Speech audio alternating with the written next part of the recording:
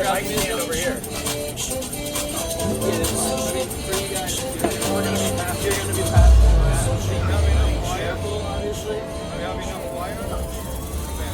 Put the mic back.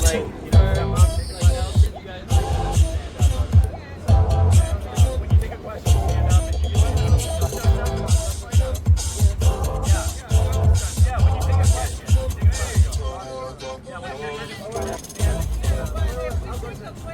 Hello and welcome everybody. Yeah! Woo! Let's get started here.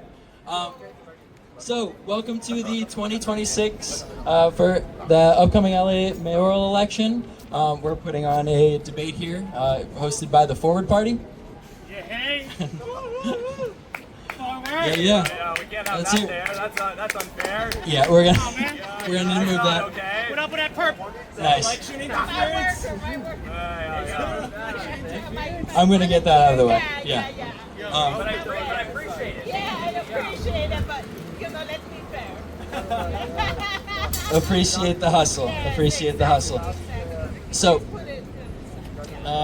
what's happened and why the Forward Party wanted to get involved is there was a primary mayoral debate that's actually upcoming on this upcoming Monday, and that debate is allowing some candidates to get a say, but these candidates that are sitting before you are not going to be participating in that.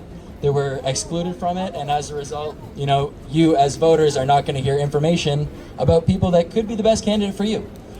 And we at the Forward Party, we're all about choice. So we believe in multi-party democracy that we're trying to achieve through voter reform. And part of that is really to give us independent options, voices that are outside of party lines, and right here we're gonna have a chance to see those type of candidates right before your eyes. So we're gonna give you the information, and I'm really excited to get going on this. For today, the agenda is gonna be a couple things here. So we're going to start with introductory statements from the candidates. You're going to learn a little bit about everybody's primary positions, and then we're going to dive deep into core issues that affect LA City, like infrastructure, like homelessness, like transportation, things that are affecting our day-to-day and are going to impact this election. And I'm going to pass it over to our moderator, and we're going to get started. Yeah! All right, welcome everybody. My name is Kenny. I'll be your moderator today. Bear with me. This is my first moderation of a debate, so I appreciate all of y'all. I would love to give you all as much time across each candidate as possible while being respectful of each candidate, so you guys all have enough time. I think typically we'll try and go down the line. If people have interjections, please make me aware. I'll give you guys like a 10 to 15 second countdown when you're running close on time. But let's just jump right in here and figure this out as we go all together, because that's what it's all about. What I'd love to do first for all the people here is have each candidate introduce themselves. I'll give you anywhere from about 90 seconds. If we go closer to 2 minutes, that's okay. I'll give you a heads up. And just introduce yourself to the people, why you're here today, what you hope to bring to this mayoral race, and why people should vote for you, and maybe a couple of your key issues. So just introductory statements. So we will start on the far left here with Mr. Andrew Kim, and let's take it off.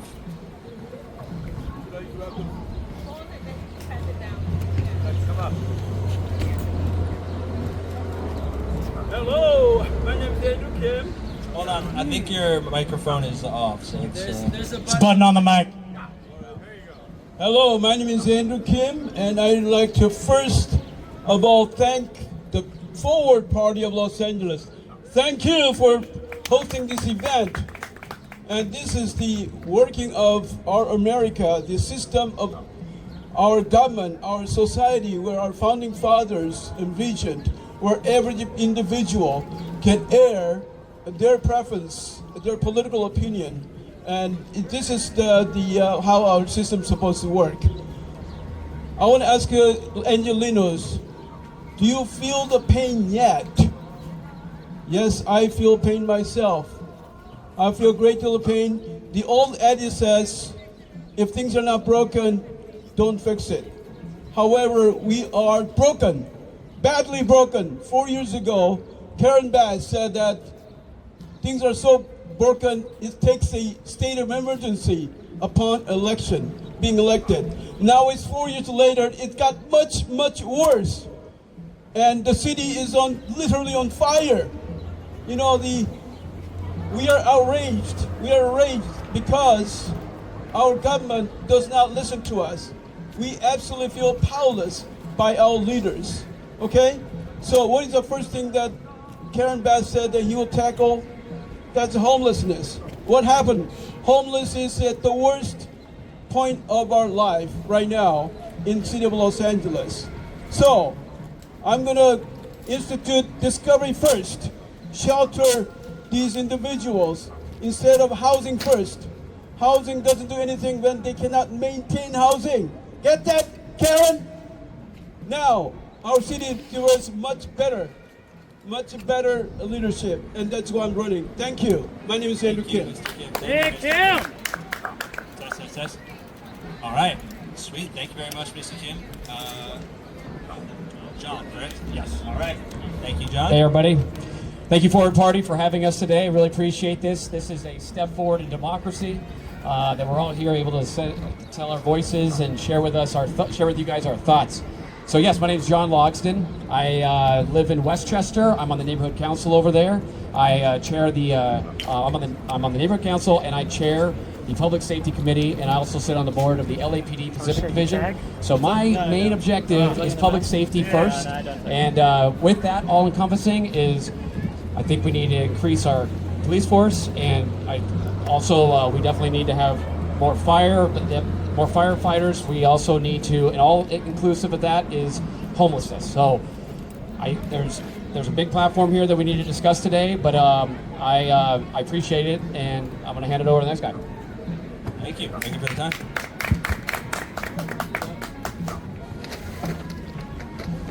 Take it away. All right. Hello? Hey. All right.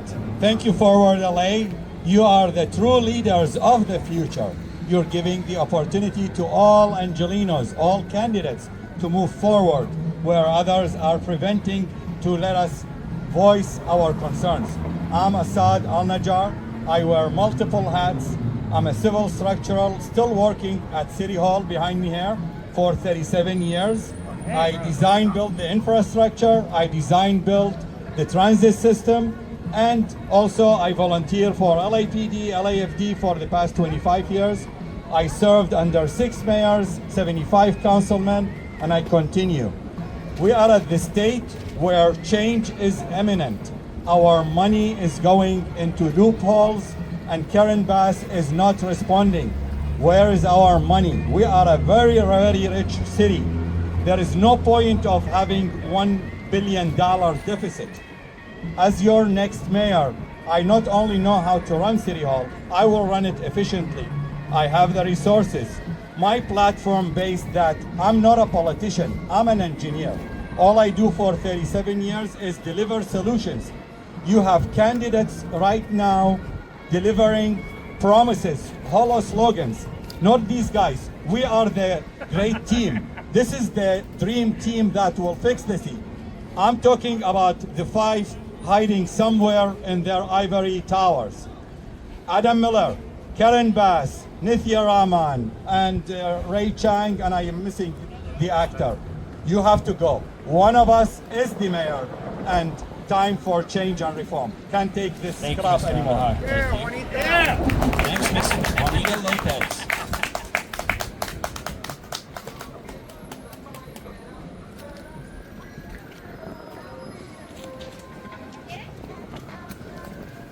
Good afternoon,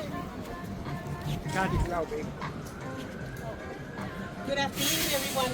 My name is Juanita Lopez. I am a political scientist, and I've worked for the Federal Reserve 17 years. If somebody knows how to balance that budget, it is me. I am bringing transparency. I will bring out the budget every quarter till the end of fiscal year, so we have accountability and transparency in the City Hall. And another thing that I'm bringing in is I'm reducing the sales tax for all of us. Yeah. Pay too much taxes. It's gonna go from 10 to 8%. Why? We need to save small business, mom and pop business, restaurants, and for us to have a leeway to buy something other than food. So I am for you because I am you.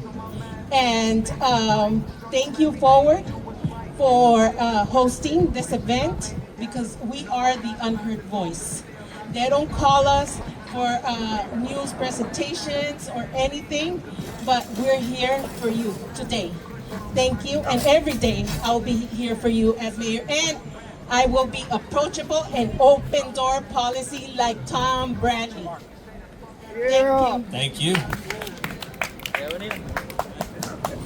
Next, Andre Silvera. Great, thank you so much. Hi everyone. I just want to introduce myself. My name's Andre A. Salivra, and I'm running to be your next mayor of Los Angeles. The reason I'm running today is because I really do truly believe that I have the right background, experience, and qualifications to be a strong mayor for our city. I was born here. I was born in Los Angeles. My grandfather came over from Soviet Ukraine, escaping the oppression of the Soviet Union so that our family could have opportunity. I used that opportunity to go through public school here, went to community college, graduated UCLA with my degree in political science, graduating in the top 10% of my class while working full time, despite experiencing teenage homelessness. I was homeless going to community college, sleeping out of my car. The police would rouse me at 3 in the morning, pull all my stuff out of my car, leave me at 4:30, and I had to go to class in the morning. I know what it's like to struggle in this city. I know what it's like to take all the pathways that have been afforded to us and still not thrive and not flourish. I'm still a renter. I still struggle in this city, and that's why I want to create real solutions for real Angelinos. Unlike some of the other candidates that are getting featured in all these establishment, debates, I'm not a career politician. I don't have long-term aspirations of going to the next thing. I want to help my city. It's the only reason I'm running. I didn't want to run for mayor, but I think that I have the right qualifications to do it. And that's why I'm stepping up. I'm stepping up for all of us to build real solutions for Los Angeles, including housing for the homelessness, transportation, community empowerment, and improving the parking situation in here by making sure that every Angelino has opportunity afforded to them, and so that our people and our businesses can thrive and flourish for once in our city. Thank you so much. Thank you, thank you. Next up, Mr. Nelson Chang.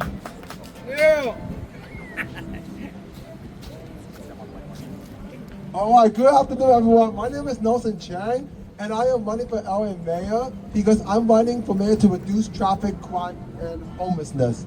And I am the youngest LA mayor candidate so far because I'm 23 years old, but the rest of them, they're like at least 40s or so. And I'm going to tell you this, the reason why I'm running for mayor is because I'm sick and tired of Karen Bass so far. Ever since the 2025 Pacific Palisades fire incident, she wasn't held accountable. She should be held accountable no matter what because she did not do a good job when it comes to paying back for the fire victims, and that she wasn't doing a very good effort so far. And to be honest, I would like to thank the Forward Party of Los Angeles, California, to be able to give us a chance to be able for us to debate. Because unlike Rick Caruso 2.0, Zoran Mandani wannabe, a pastor, some bad actor from the hills, and a failing mayor who's now dysfunctional right now on top of the floor, probably watching us right now.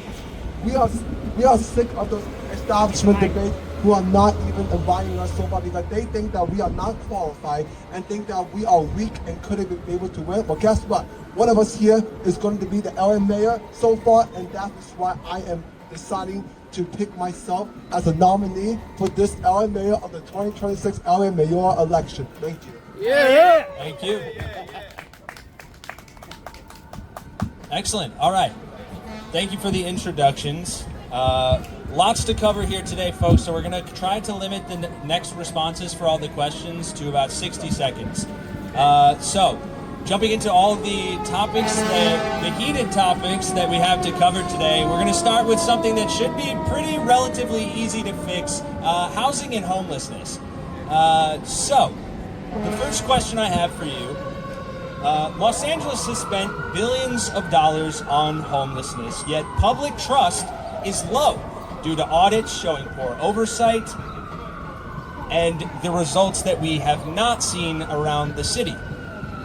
What would you do differently in your first 100 days as mayor to make the system accountable and effective? Yes, Andre.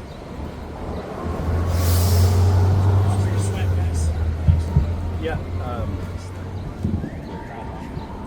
Great. Yeah, thank you for the question. So, you know, a lot of the candidates right now are talking about homelessness and they're going to improve it and they're going to solve it, but none of them have a real plan for how we're going to address the 35,000 people sleeping on our streets. I'm an engineer by trade. I don't just talk platitudes, I talk solutions. My plan for Los Angeles is for the city to purchase assets, to purchase underused office and commercial spaces and turn those into single room occupancy, dormitory style housing, right? This allows for us to fit 200 to 400 homeless people under one roof, because right now the city, when they're building dormitory housing, when they're building homeless housing, they're building individual units with their own private kitchenette, balcony, shower, bath, etc. By using a dormitory style model, we can have just single rooms, 8 by 10 feet. They're very small, but they're safe, they're secure, and then we can have shower facilities on every floor. Imagine taking an underused office space and having a bunch of people in there. We can offer them collective services like jobs training and placement, substance abuse and addiction treatment and counseling, as well as meal services, transportation to their medical providers, and other ways to get these people not just off the streets, but regain their humanity and give them the kind of skills and the training that they need so that they can flourish. Thank you. Just a quick clarification, 15 seconds here. Do you have a specific measure you would take in your first 100 days that you can speak to? Yeah, the first thing that I'm going to do in the first 100 days is we're going to identify buildings within the city of Los Angeles that the city can buy as assets and that are eligible for retrofitment into dormitory style housing. Thank you. Thank you. Thank you. Yeah, that's right. He's going to come up and take it. All right, my favorite question. So instead of 100 days, I'm gonna do the 90 days. And the reason is 90 days to match the veteran cycle of how the benefits for veterans go, because a lot of my homeless are veterans. The way I'm gonna approach it, right now we have little islands of solutions. There is no centralized system. And once you get all these systems together in one, we don't have enough we have enough funds to overcome the waste. Right now we're spending in Committee A, Committee B, Committee C, and at the end of the day we're spending 675 million out of 880 budget into going circles without getting to the solution. The way to do it is immediately audit the budget, get the system centralized, and collaborate with the county like we have to do. There is one unit to take care of the homeless, and that's under the mayor, and that's me. Thank you, Andre. Thank you. For really quick clarification here, just 15 seconds really quick. So your specific action would be to reallocate budget resources towards combating homelessness. Is that correct? Exactly. The budget and within the compliance of SB 79 and SB 4. Thank you. Good answer, bro. All right. Thank you, Juanita. Your response. Hello. My response is there's many situations why people are homeless, but so what I'm going to do is build a database to know who's in LA, who is homeless. Maybe they're from other state and have warrants. So we have to know who is in the street. We're going to take picture and fingerprints, and after that, you know, we need to build detox centers and prepare them to live in a clean home, to get a job, to be self-sufficient, because we don't have that.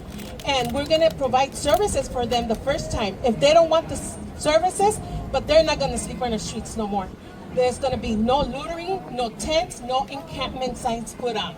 And another thing is that we're gonna, I'm gonna have,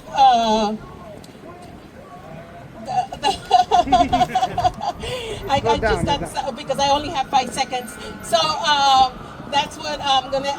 And then I'm gonna clean up our streets using our inmates. Go to my website www.juanita.com, juanitaformayor.com, and you will see what I'm about. Thank you. Thank you. Yeah. John, I would love for you to address the question, and specifically, as you mentioned earlier, and to just give us some time for that to pass. It seemed like you mentioned increasing the police budget, so I wonder if that is a part of your answer to addressing the homeless issue. Absolutely. So, like a lot of the homeless is actually, the encampments are being enforced with a senior lead officer of the LAPD there to actually make sure it gets done. So that is a police officer that's taken away from their everyday duty. So I feel like, first of all, living homeless in this city, it's inhumane, right? I mean, you have people just living literally on the streets. Some of them are sick. They're actually dealing with addiction, but they're also, some people are just down on their luck. So you got to get it at the root of the whole problem itself. So we start with our youth, making sure the youth are supported. We actually have to, you got to address addiction and education before we even get there. And then when that does happen, we do definitely need facilities so people can go and they can get clean. And then we also, the big other issue is mental health, which is a huge problem with our city. And so we need to have facilities for those as well. But in the first 100 days, I think we need to cut the red tape. Inside Safe needs to be stepped up big time. And we also just need to enforce 4118 to keep our schools safe around those areas. Thank you. Really quickly, can you just clarify what 4118 is for those who may not know? Yeah, 4118 is basically specific zones around areas like libraries and schools, so that you can't have an encampment within those zones. It's 500 feet. Copy that. Thank you very much. Mr. Kim, would you like to... Mr. Chang? Yeah? What was the question?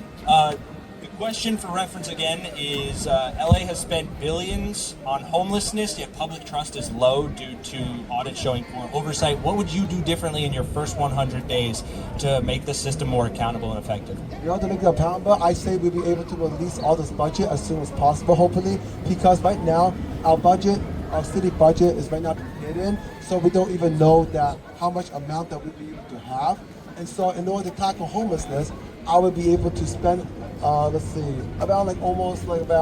tens of millions of dollars to be able to use abandoned warehouses and facilities and convert them into renovated homeless shelters. So that way we'll be able to save as much money as we can instead of establishing new homeless shelters. That is not going to work, because right now there has been so many homeless individuals living off the sidewalk, off the street, not doing well, and they don't even want housing in the first place. So even if you try to drag them, they don't want to by force. So instead of doing that, we'll be able to reduce homelessness by being able to take them into the mental and behavioral treatment center and have them cured as much as possible, and then to ensure that their mental health is in good standing, so that way they can be able to live well as well.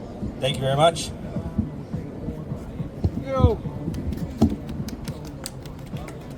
And just for simplicity's sake, moving forward here, since we're already back to Mr. Kim, we're gonna do the next questions. We'll just go in order so that everyone gets the chance to speak and so that everyone can just go down the line, if that makes sense. And Mr. Kim, do you need a repeat of the question? Or? No, that's okay. Thank cool. you. Yes, the problem is that this system right now, homelessness, became a cottage industry by corrupt business people, and it's not serving the homeless population. Right now, we already know that Mr. Mejia mentioned that $1 billion is unaccounted for with the expenditure of the grants for homelessness. So the system is broken. So we need to immediate 30 days freeze of all the grants being dispersed, pending an audit of all these grants that are being doled out to the homelessness industry, so that we can make sure that all these monies are being spent for these homeless people. We want to liberate homeless people from this corrupt industry that is serving their own purpose. We want to make sure that our vagrancy law is well enforced, so that knowing that 75% of the homeless population is drug related, we want to make sure that their discovery first approach will be the approach that. Thank you, Mr. Kim. You can actually stay up there, and we'll move into the next question, starting with you. Staying quickly on the topic of homelessness before moving on, a lot of people here talked about things that they would change within the current mayoral government. So what is a current policy on homelessness from this city right now that you believe is making the problem worse and that you would change? Yes, and right now the current boss has it all wrong from the beginning, because she is stuck with the housing first approach. which is not the approach that will serve these individuals in the long run. They will make the housing first means that they will be into housing from the get-go without any ability on their part to be able to manage their life and hold a job.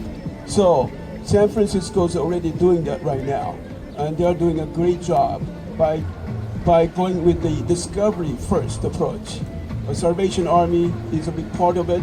They have a 10-step process where the individual can be admitted to the program, and when they come out, they will be able to be independent financially and hold a job. That's the only way. Thank you. Thank you, Mr. Kim.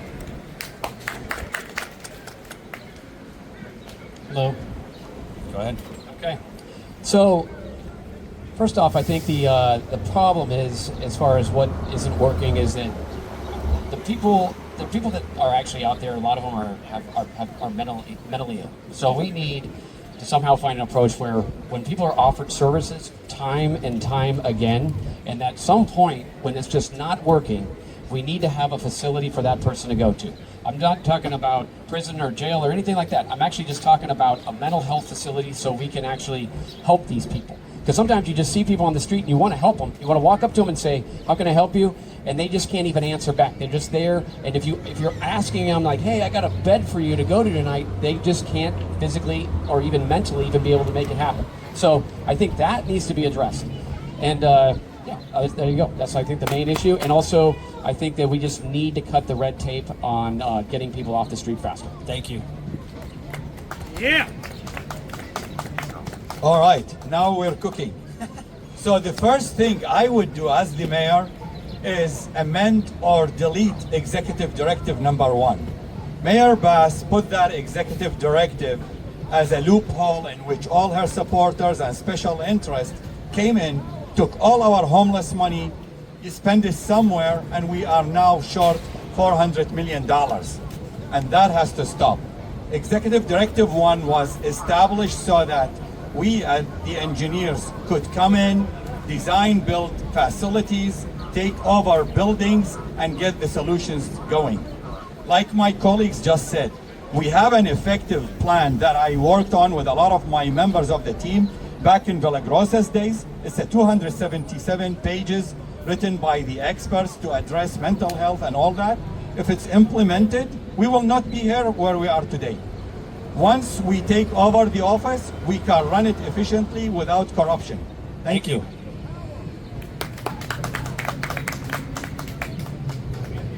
The issue here is not building and building. What it is that first we need to clean our streets, and I am bringing back the litter law. It'll give us some leeway to, it'll give us some leeway to clean the tents and the encampments with the no littering law. And what I did say in the beginning is that we will provide them with resources, and offer them services, but if they deny it, they have every right to deny that. But with me, there won't be second chances, because the second time they're caught, they'll be in the database. They will be detained and taken in front of a judge for the judge to decide what to do with them. We as people cannot do that, only a judge can. And that's the only way we're gonna clean up our streets. Thank you. Good answer. So, when it comes to housing and homelessness, especially homelessness, I think that I probably have more relevant personal experience with this than any other candidate running for mayor, having been homeless myself as a teenager. And let me tell you, the issue that I'm seeing with homelessness is the way that our city and our county is addressing it. They're building entire units at a cost oftentimes of millions of dollars every year to the taxpayer. One of the candidates, Adam Miller, thinks that the idea of affordable housing is 35 units, all Section 8, $2,000 a month for a 300 square foot shoebox, paid by the taxpayer. That's not sustainable, that's not tenable. We need something that costs $200 to $400 a month, something that's more scalable, more affordable. I'm proposing that the city build a dormitory style model, right? This means that we have the city purchase a larger asset and build single room occupancy, 10 by 8 feet. That's all they need. That's what I would have liked to have had when I was homeless, and I know that that's something that we can provide at scale, hundreds of units at a time, not just 10, 20, 30, to really address meaningfully our homelessness issue in our city. Thank you. Thank you. Yeah, great. Right, let's do it. All right. Yeah. So, in order to solve this housing issue, I think, like I said, we're going to need to be able to use the abandoned warehouses and facilities and convert it to renovate a homeless shelter. Now, first of all, I kind of like Andre's idea about the dormitory style housing, but the thing is, I kind of disagree with it, to be honest, because the dormitory style housing is going to cost billions of dollars. And I was a student back at UC Berkeley. I majored in social work and legal study. I graduated UC Berkeley in 2024, and we have a dorm back then at that time. Back then, it was People's Park. Now, People's Park used to be a park full of homeless people, and it was like, chaotic back then, because at that time, after 2024, these employees at UC Berkeley decided to be able to convert the People's Park into the dorm. They spent at least hundreds of millions of dollars to build some student dorms that are for sophomores and junior transfer students that be able to get rid of this homelessness and replace all of our environment greens, all the healthy environment sustainable into the houses. That's what I disagree. Thank you. Yeah.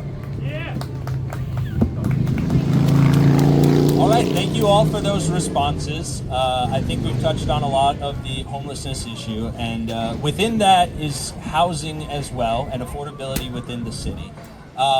That being said, over the past year or so, there were a lot of issues with the LA City budget. They became an issue for Karen Bass, as I'm sure many of you are aware, and budgetary issues are something that every single candidate has brought up here. So moving into this next line of questioning, I would like to know, what is one thing that you would either cut and or add to the city budget to address and change it to better reflect implementing the policies of your mayorship?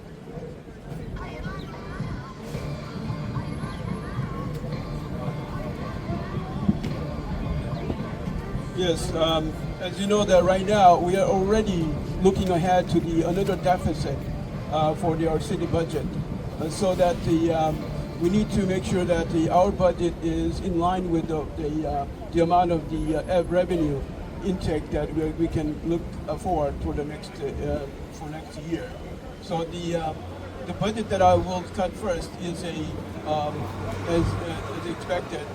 A lot of the social service, especially that we are looking at the homelessness grant, that is really taxing our budget right now, and so that I'm gonna as soon as I get into the city hall, if I get elected, I will be looking at all the budget and make every department justify their budget.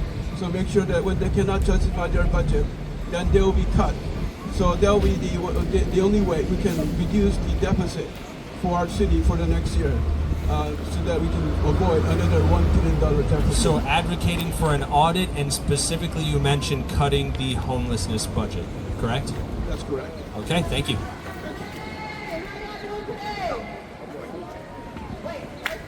Use your outside voices. We have people to combat with, please. Thank you. Oh yeah, look at that. Okay, yeah, we have another protest or something going on behind us. Okay, yeah, so I think actually as far as increasing a certain part of the city budget, I think it needs to go towards our law enforcement and fire. We just saw that evidence with our fire back at the Palisades fire in 2025, January 7th, and so that definitely needs to be increased. We need to new some of our stuff is aging as far as the equipment, as far as the firefighting capabilities. We need new engines. We need actually just new pipes. We need everything there. We also need to increase our police force. It's actually, right now it's around 8,700. We need to increase it up to 10,000. We are way behind New York and Chicago, and we have more people than Chicago for sure. So that's as far as cutting the budget, I think that like the homeless thing, I don't want to take any money away from there, but if we were to take something, there's definitely been some huge budget issues, money going missing, so we need to check that, have accounts, and we need to have checks and balances on that, and have an audit on the homeless issue. Thank you. Thank you. All right, the budget, my favorite question. For the past 37 years, I've been working on the budgets. And actually a year ago, after the Karen Bass administration showed us what the budget's gonna look like, I declared what it's missing and what should be incorporated. She's spending $94 million on the mayor's office, wasted on her friends and colleagues. We're wasting $225 million on the attorney's office so that we get lawsuits, so that we lose $590 million a year without fixing the infrastructure. And then added to that, they enforce that we take all the revenue from the hotels away. So basically I will rebalance the budget.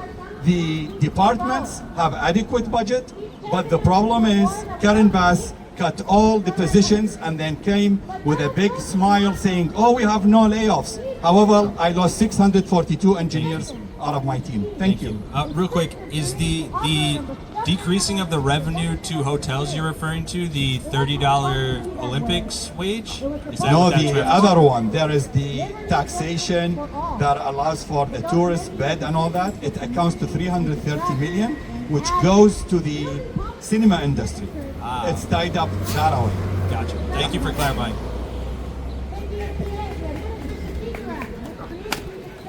The first thing I will cut is LASA, Los Angeles Homeless Service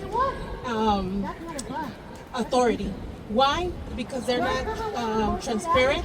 We don't know where the money is. We have so many homeless, and they wasted millions of dollars and not accountable for it. And Karen Bass is part of that. And another thing that I will start cutting is cleaning City Hall. There are so many deputy mayors getting paid up to $200,000. Why so many? When we don't need all of them. What do?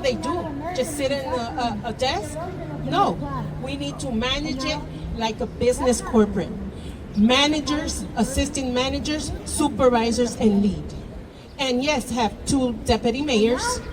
And that's how we would budget the our to be accountable for. Thank you. And just to clarify, would you cut the funding for LASA, the Los Angeles Homeless Services Authorities, entirely, or would you seek to reform it?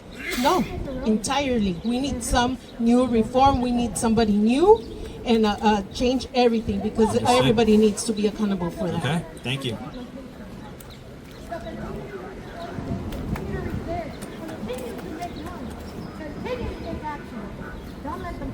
Yeah, this is a really important question, right? So the city of Los Angeles is currently at a budget deficit. There's a couple reasons for that. One of the reasons is because we don't generate enough tax revenue off of commercial property.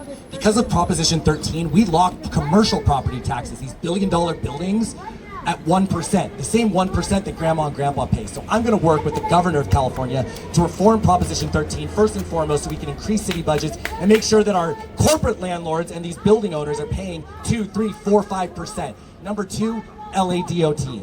People don't realize this. The Los Angeles Department of Transportation spends $200 million per year and only generates $5 million in fares. We are running LADOT at $195 million loss because the system doesn't work. I have a plan to reform that through Metro Express lanes and a shuttle system that will actually generate revenue for the city, where owners, instead of driving for Uber or Lyft, can drive for the city, provide public transportation for us, keep the fares themselves, and then just pay a $500 a month medallion fee where they can make $5,000 to $6,000 a month as an owner-operator. That's my plan to reform the budget and meaningfully improve services for our city. Thank you, Andre.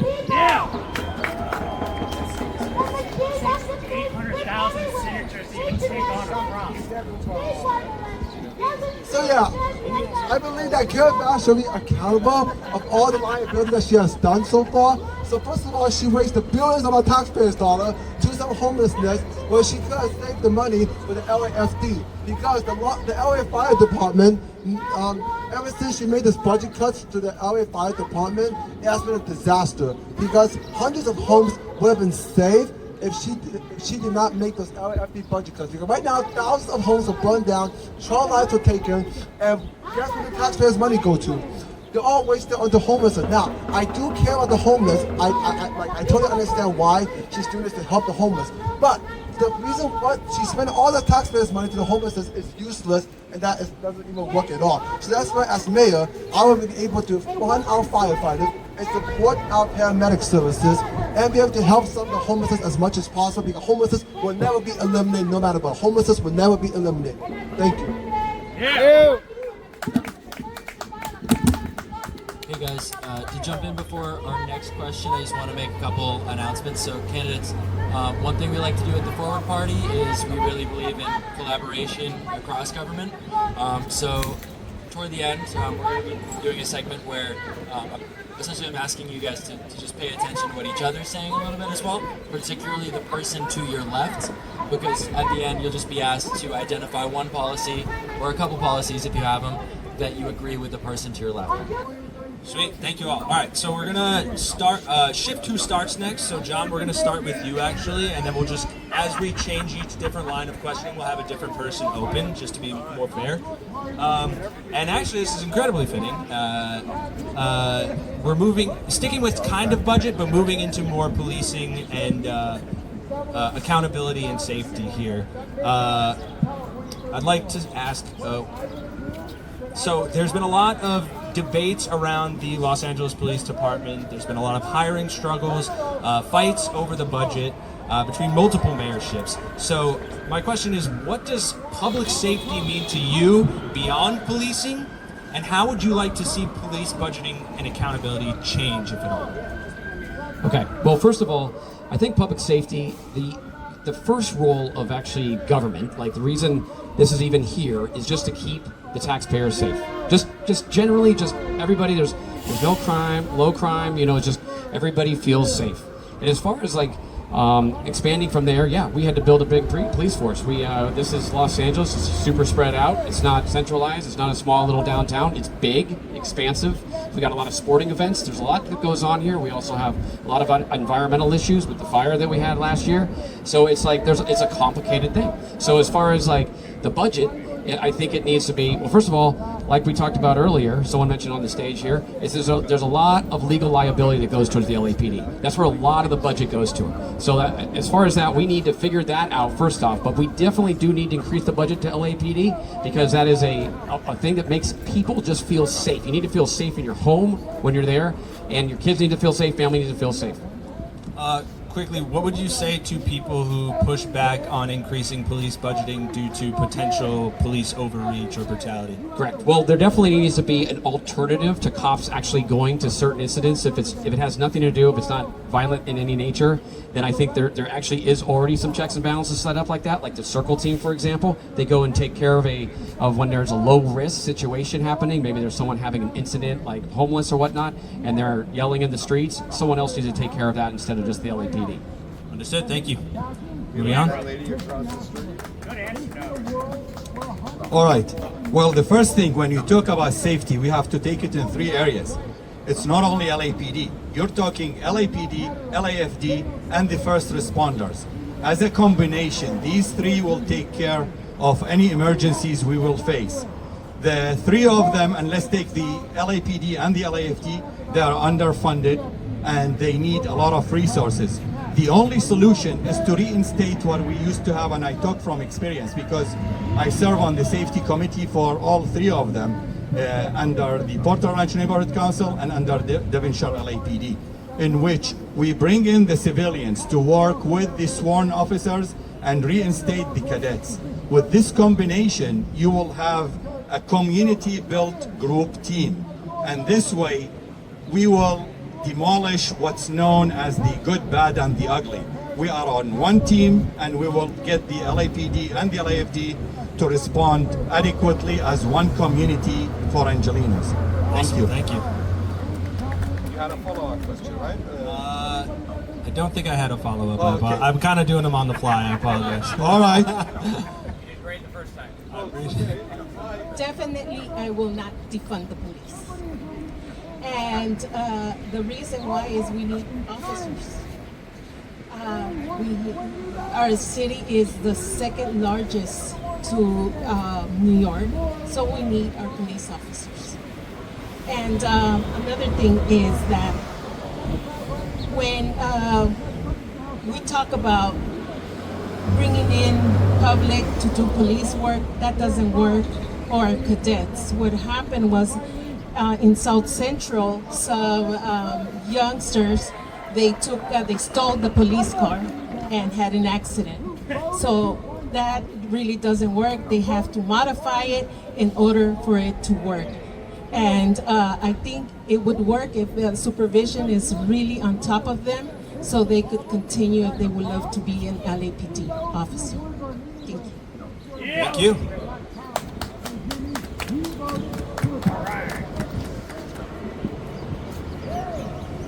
So when it comes to police budgets, I don't believe that we need to cut the police budget, but I do believe that we need budget reform. We currently have about 8,000 LAPD officers, and they need additional support, but we don't need more armed response. We need more community resource officers and mental health professionals.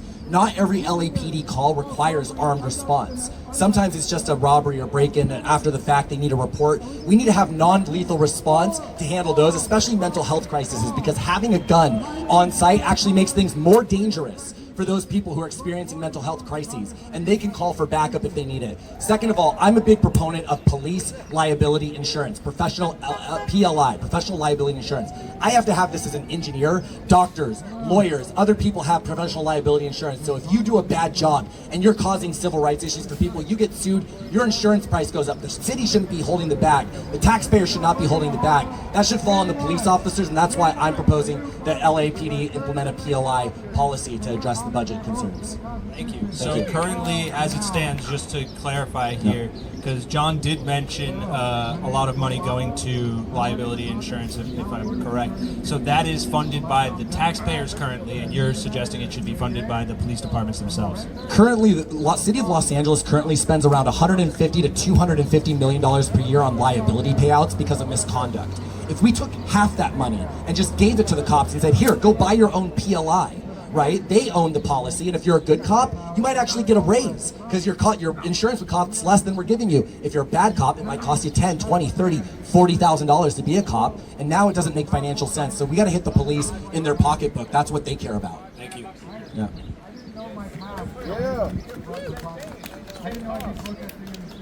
So yeah, about the police, fire, and paramedic. So yeah, we should like support all of them as possible, but for the police, like I totally understand why some people don't like the police. The reason why, because ever since the 2020 George Floyd protest, they were like, the black man George Floyd was literally beaten up to death by Derek Chauvin, one of the white police officers who's now being arrested by using the paper on the behind the neck, which is bad. And that is why police brutality has started ever since the Black Lives Matter movement, which was very terrible at that time. And now we still have police officers taking advantage over innocent civilians by holding their guns onto innocent civilians and be able to threaten them and scare them hostile. I remember one of my friends was aimed by the police one time for no reason, but he was literally just still minding his own business. So yeah, so I know that we should fund our police, firefighters, and paramedics, but I think we should fund the firefighters and paramedics more than the police. And yeah. Thank you. And just as a clarification here too, so are you suggesting decreasing the police budget in order to reallocate resources to the fire department and other services? We can only decrease the police budget only if we want to transfer the funding into something important, like be able to fund our firefighters more. Okay, thank you.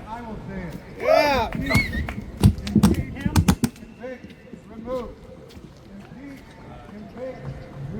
I want to say that as a society to prosper, we need to have a robust law and order, and that's the police function of police.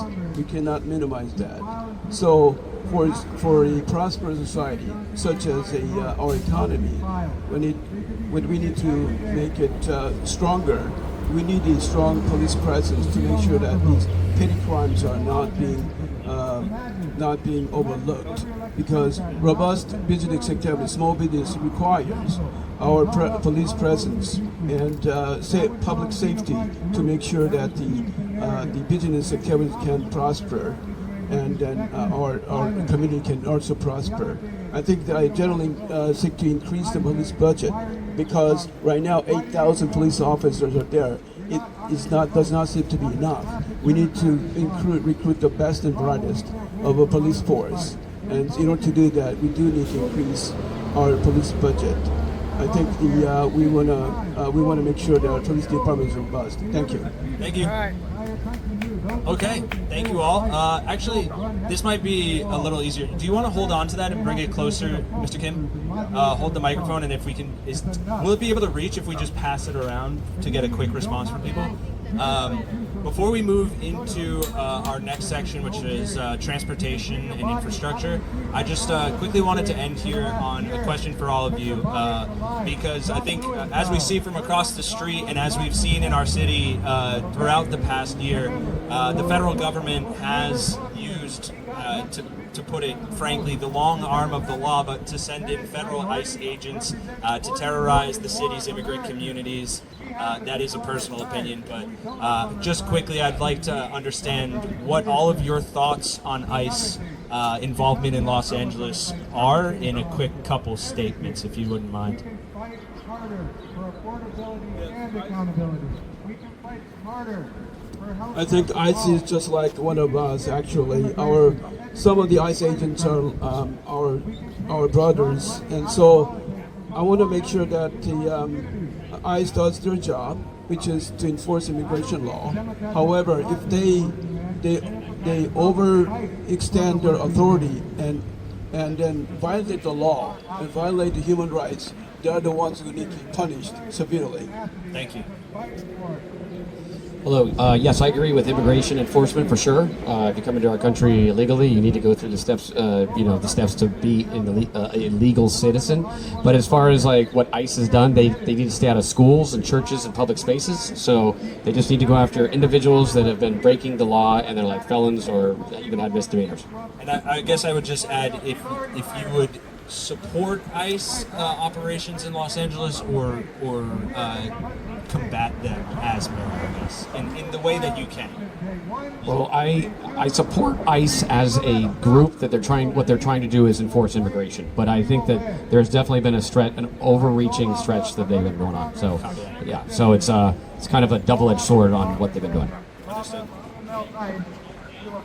So we have law and order. We have very trained LAPD officers. However, we got introduced to ICE.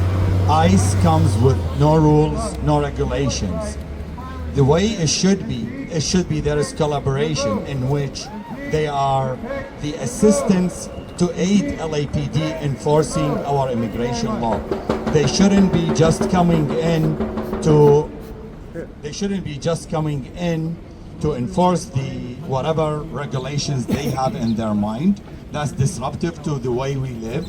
Also, the way it's addressed, it's a disaster because of the gap between Karen Bass, Newsom, and Trump. And we, the people, are caught in the middle of that fight. Okay. It started in LA, expanded through the whole USA, but the only solution for it, they need to be under the umbrella of LAPD. Okay, thank you. They're federal police. They cannot be I disagree. It's working? Yeah, it is. It's working? Yes. So I disagree with ICE coming into our neighborhoods. It disrupts people's lives. But I do want to do is go dialogue with the person in charge here in Los Angeles in our federal building to see how we could work out, compromise. Sometimes we have to give, to take, and see what it takes for them not to go inside our neighborhoods. Dialogue is the best way, and transparency for the people to see what I would talk about and what I would, give or not give for our ICE agents not to go inside neighborhoods. Yes, they can take the criminals, but not criminalize everybody, because there are people that have worked here for several years and are still undocumented. Understood. Thank you. I want to make this vehemently clear to everyone. Fuck ICE. And I mean that. Donald Trump has tainted that organization permanently. It can no longer exist in our country because of the reputation that they've created. These are out-of-state thugs. Many of them former January 6 rioters who the police pardoned or who Donald Trump pardoned. They're now in our communities, people from Arkansas, Alabama. It makes no difference to them if we have more of our Latinos and brothers and sisters. LA is a sanctuary city for a reason. We understand that immigration makes us strong. We understand that we are a city of diversity and immigrants, and we want them here. If we want them here and we don't have a problem with them, that's our problem. So it's for LAPD to deal with the criminals, and if there are criminals, LAPD can handle them and hand the criminals over to ICE. But I am vehemently against ICE, and I will make sure that LAPD is directed to protect the citizens and the people of Los Angeles against ICE as mayor for Los Angeles. Understood. Thank you very much. Thank you. As LA mayor, I will stop ICE from going after innocent, undocumented immigrants, but I should go after real criminals instead. As you see, only for those who are like murderers, rapists, pedophiles like Jeffrey Epstein and Cesar Chavez, they should go. I like that. So we don't want any crimes spread about LA. But for those who are innocent, undocumented immigrants, such as farm workers or day workers, then yes, then they can stay in here. As long as they do not commit a single crime at all. Because like I totally understand that I need to stay terrorizing so many communities across the U.S., especially in LA, especially our corrupt president Donald Trump right there, was sending ICE because he thinks he has the power to be able to send ICE everywhere whenever he likes to choose so, and decide to deport everyone as possible. So this is why I think I should go after real criminals, but not innocent, undocumented immigrants. Thank you, Nelson. Juanita, you did raise your hand as a follow-up. I'll allow follow-ups here for a maximum of 30 seconds if anyone has it. Hello? Yes, I would like to say that Mr. Andre says that he could ICE out. There's no way. It's a federal branch. Federal supersedes state and local. What we have to do is dialogue. There's no way, oh, I'm going to get them out of here. You can't. You know, that's impossible. You know, when a federal law is for the whole nation, and we have to, you know, it supersedes all other state and local laws. That's it, you know. Thank you. Andrea can respond for 30 seconds, and then we'll take Mr. Kim. Go ahead. So Juanita's right. We don't have the authority to remove them, but we can make their job difficult. I'm going to direct LAPD to make sure that anytime ICE is present committing any kind of activities, LAPD shows up on site to review the warrants, make sure that they're legitimate, signed judicial warrants, make sure they're not violating the rights of the people, and if they are, we're going to cite them on the spot. And I'm going to encourage the people of Los Angeles to show up, harass these guys, make them know that they're not welcome, and I will support the people of Los Angeles in that, so that they know that we don't care for ICE here in LA. Thank you. Mr. Kim, you had a response. Yes, if you have one, just raise your hand. Yes, because we have to remember that these eyes are not going after the legitimate peace-loving aliens. They are going after these criminals, the rapists, murderers, and they are going after them. So I want to protect our Latino brothers and sisters just as the same. Okay, so when people feel powerless against these thugs, we want to make sure that our eyes are there with our friend, enforce the law. Yeah. Thank you. Assad, did you want to go? You want to respond first? Yeah. So look at it this way. Our LAPD is adequate. We have a TPS, temporary protective status laws, and all that. We do not need imported thugs to come in. If LAPD fails and our system fails, then the mayor and the governor will ask for help. But until we ask for help, they are off our street. They shouldn't be here. Thank you. We're only going to do one response per person, so John, if you have one, and Nelson, if you have one as well. I mean, you know, this is a hot button issue as far as ICE. The problem is that there definitely needs to be immigration enforcement. It's just being handled wrong. It's just being the overreaching of ICE, and what we're seeing in the headlines of, honestly, the media is just like, it just feeds the fire. So we LAPD definitely needs to work with ICE. I know it's a federal bureau that is ICE, but they need to work together, and it's just not working right now. People are up in arms, and we need to support our Latino brothers and sisters that are here, but also there is regulation in our country that we need. We can't all be If we went to another country and lived there, we need to go through the checks and balances Thank you. becoming a resident there as well. Nelson, we'll get one response from you, and then we're going to move into our next subject. I totally know that ICE is going after a lot of people. Most of the ICE are targeting minority groups, mostly. We're talking blacks, Asians, and we're talking Hispanics, Muslims, and so on. Now, few whites may be targeted, but not much of the whites, because I totally understand that ICE is they're being deputized by a corrupt president, Donald Trump, of course. But I just believe that ICE shouldn't be able to go after everyone, because I feel like we want all immigrants, and I love everyone. I even have some of my friends who are innocent, undocumented immigrants and seem cool.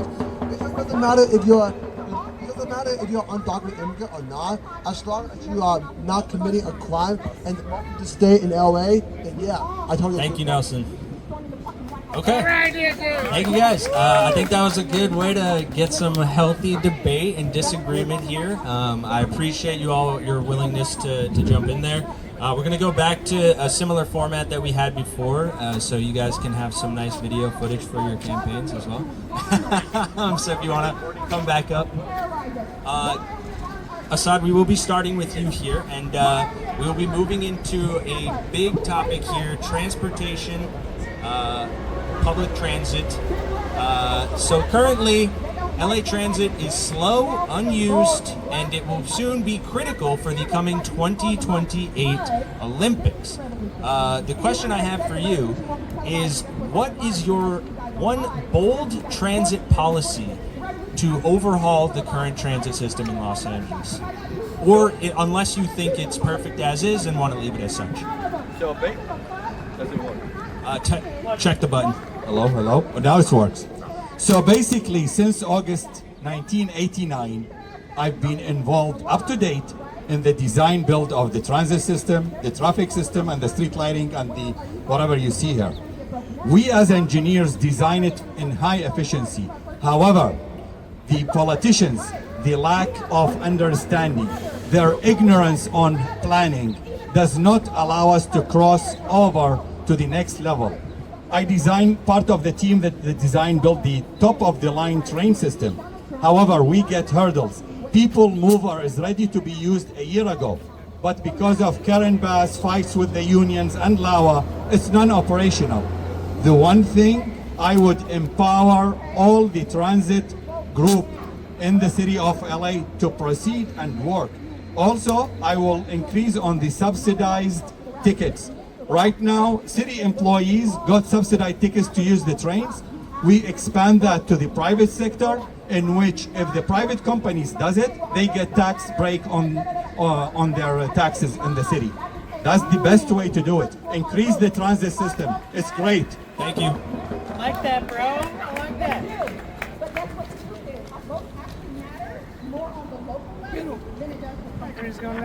You work at Starbucks, you get the bus for free. That'd be pretty rad. There's a lot of issues with it, and one is crime inside the buses, Metrolink, and that's what needs to be. That's the issue that needs to be looked at and see how we could come up with ideas. How to make it safer. We don't have enough LAPD to do that. So we will need to hire maybe a private sector security to go inside our bus or trains and make it safe for the people. That's why people don't want to get on the buses. And we're not, under me, we're not going to allow anyone sleeping on a bus all night long or day. They have to get off on a stop. And that's a problem too. Well, to fix that, we're going to have to change rules and regulations with the transit system. Okay, thank you. Right.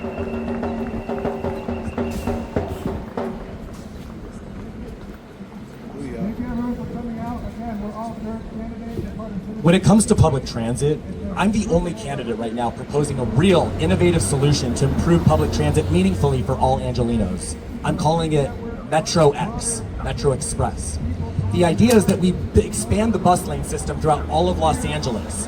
removing parking spaces on some of our key roads like La Cienega, Hollywood, Melrose, and replace them with high-speed transit expressways.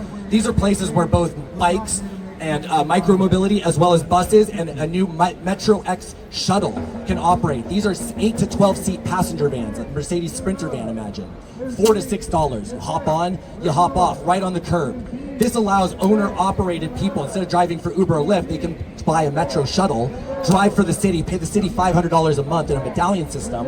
So the city actually starts generating revenue while collecting all the fares themselves. This allows everybody to get across town in 25 to 35 minutes, even in heavy traffic. This is a new innovative system. It's used in Istanbul, Turkey. It's used in Paris. It's used in Mexico City. And it transports tens of thousands of passengers a day while generating revenue for the city instead of taking revenue from the city like LA DOT does. I want to remain impartial here, but if I could get across LA in 25 to 30 minutes, I would put you in the White House. I plan to make that happen. That's a good one. Alright, so for the public transit plan, I was thinking for the public transit plan, I think that as mayor, I will be able to encourage people to ride on the Metro public transit by being able to reduce the wait time from 20 to 25 minutes. Instead, we reduce it to 10 to 15 minutes. So that after they go to the subway and leave the subway to go to bus, and then when they commute from the bus to go to work at downtown LA, it takes 10 to 15 minute bus stop. And we're gonna add more buses at that time around between the peak time on Monday to Fridays between 7 to 9 a.m. and from 5 to 7 p.m. That's the times when they have to go in and off on work. So that way we'll be able to reduce traffic as much as possible. And I kind of disagree about Andre's idea when he has to replace parking lanes on Metro X. That's not going to happen. It's a lot of waste of money, and the parking lane, we need to park. We need to drop off. Can I respond? Thank you. Yes, Andre, you were mentioned, so I'll allow 30 seconds for a response. So I think what Nelson maybe doesn't realize is that parking enforcement in our city costs $160 million per year and only generates $110 million in revenue.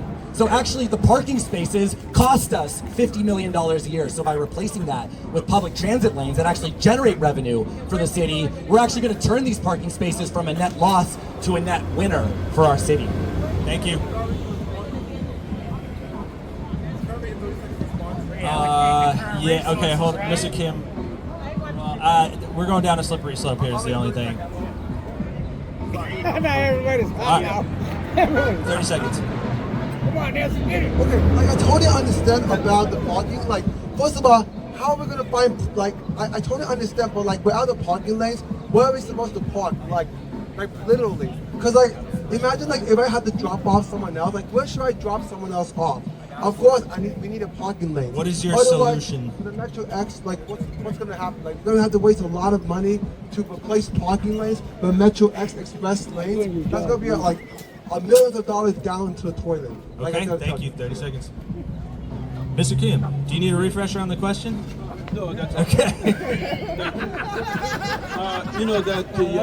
And I cannot think of any industry or the department that requires a concrete, a robust audit, and then a transportation system right now. The Metro rail system is cottage industry that needs speak for, that cries for a proper auditing for its operation. I think the core of this problem that we have in the Metro is public safety. We need to make sure that people, the rider, feel safe, day and night, riding, that they are safe in the Metro rail. So as long as we have a robust public safety measure, and then give the perception that riding train is not going to be a victim of a crime, I think the big step towards increasing the viability of our public system. Thank you. Thank you. John, well, let's complete the round and then we'll come back. Okay, so public transportation.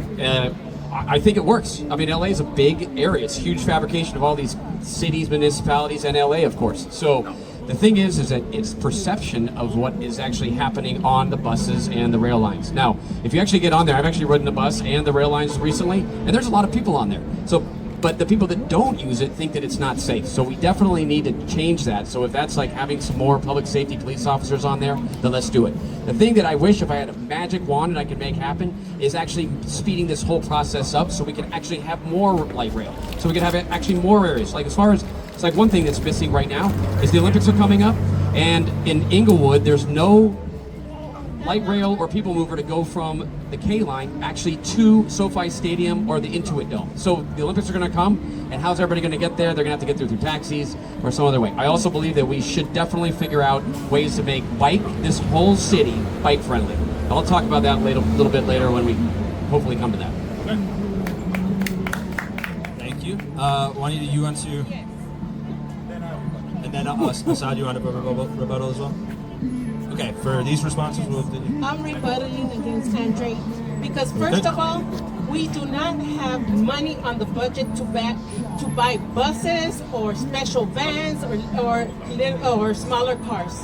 Garcetti did that with the electrical vehicles for our police officers, and it was a waste of money. And where are people going to park? That's the issue. You know, now he wants to take away all the lanes. That's ridiculous. So we need to think about how we're going to improve our transit system, how it is now. Thank you. Assad first, and then Andre, you were mentioned, so if you do have a rebuttal. Okay, so the key word here for our future mayor is solutions, is not talking about problems. The proposal Andriej said is one of the proposals I've been trying to push to Karen Bass for LA 28. It works if they let us do it. They say the Olympics will have 0 cars and they want us to park 5 miles away and be bused. Like, duh, bused where? The only way is you have to design it per engineering, per planning, the way it should be. Yes, we can have mixed-use buses, we can allow traffic, and I deal with that a lot.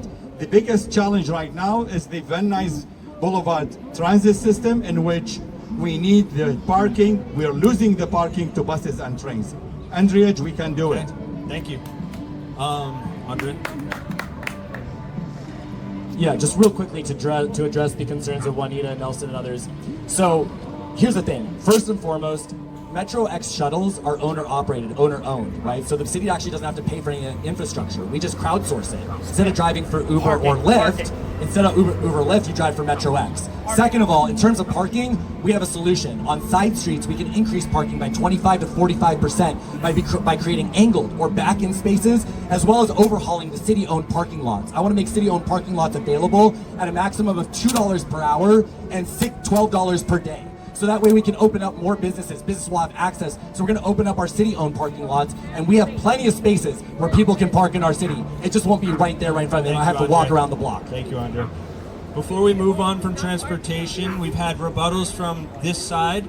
John, you did mention something about biking that you wanted to talk about, and I don't know that we'll have time to return to it, so can I allow 40 seconds for that here? Okay, let me see if I can talk about this. I'm a big biker. Love biking all across the city. I have a helmet on. I'm riding 10 speeds or whatever you want to call it, but I love biking. But here's the thing.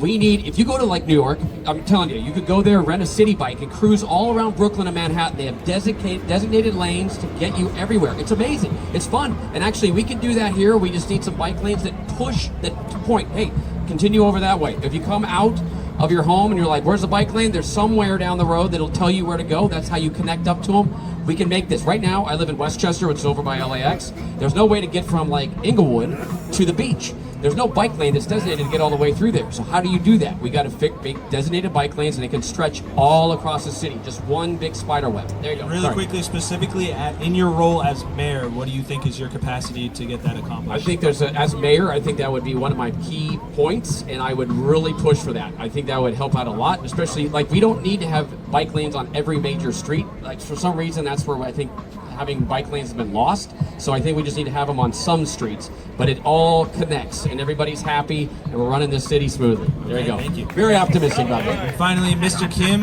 do you have anything you'd like to add in terms of transportation before we move on to the next subject? We'll do 40 seconds here as well.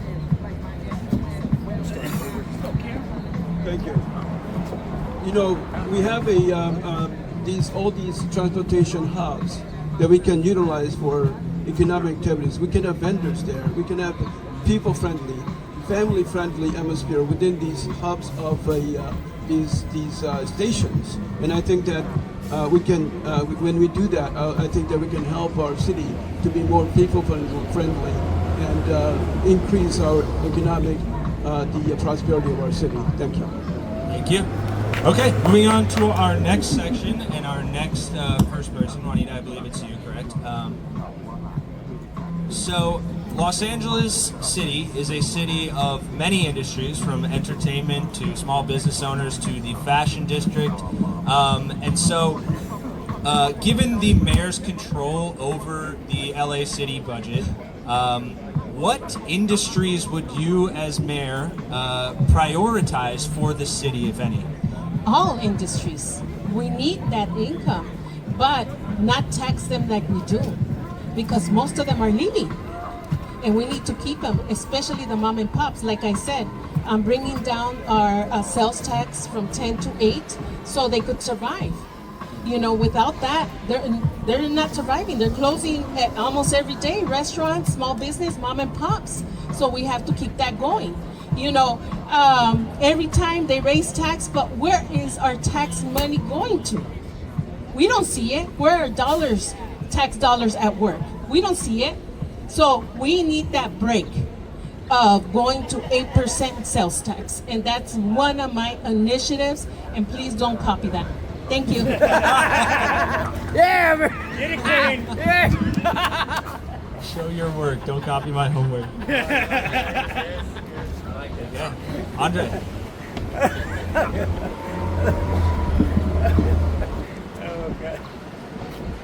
The two areas that I would focus on for economic improvement in the city of Los Angeles, first one, entertainment.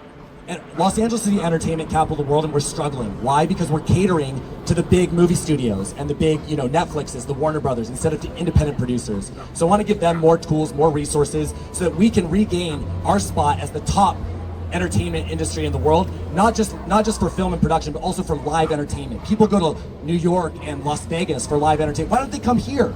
We have all the best entertainers, actors, lighting people, sound, everything. But we need to revitalize our theaters so that people have a place where they can see our live entertainment, as well as live public events. I'm going to build those in Los Angeles. Second one, clothing and apparel.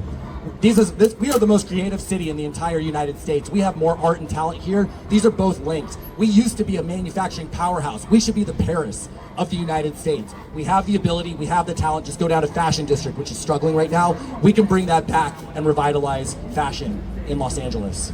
Thank you. And how would you propose doing that in your capacity as mayor specifically? Yeah, so one of the ways that I want to do is I want to have more LA Fashion Weeks. I want to be promoting through the city of Los Angeles all of our fashion vendors and designers, right?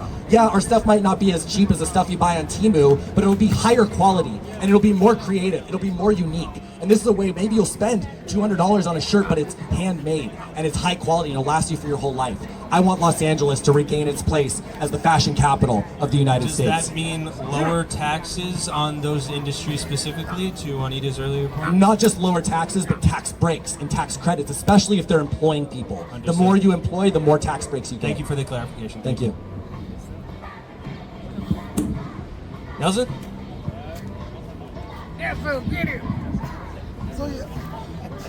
So yeah, as LA mayor, I will be able to protect our entertainment and acting workers as much as possible. I do love Fashion District, and I hope that we can be able to save our entertainment industry as much as possible. We'll be able to reduce as much taxes as possible. We don't want LA to get increased in our taxes, because right now in LA, taxes have been rise up for up to around 18% or I don't know, so far, and it has been very high ever since before. So I say that we need to reduce as much taxes as much as possible in order to be able to help our entertainment and film industries, and be able to help out and support our movie directors, and be able to protect our arts and music no matter what, because right now we have to make LA sexy and gorgeous in Nelson administration. Thank you. Nelson, really quickly, do you have any proposed resolutions to any budgetary shortfall that would come from reducing taxes as you suggested? So yeah, in order to reduce the taxes, we're going to be able to provide the tax relief and be able to cooperate with hedge funds from other corporate owners as well. That way, we'll be, as long as we cooperate with corporate owners and corporate industries, then we'll be able to lower as much tax as possible and promise our tax relief and breaks. So you're suggesting corporations pay higher taxes so LA City residents pay lower taxes? Oh, we have to lower all of them as much as possible. Okay, thank you.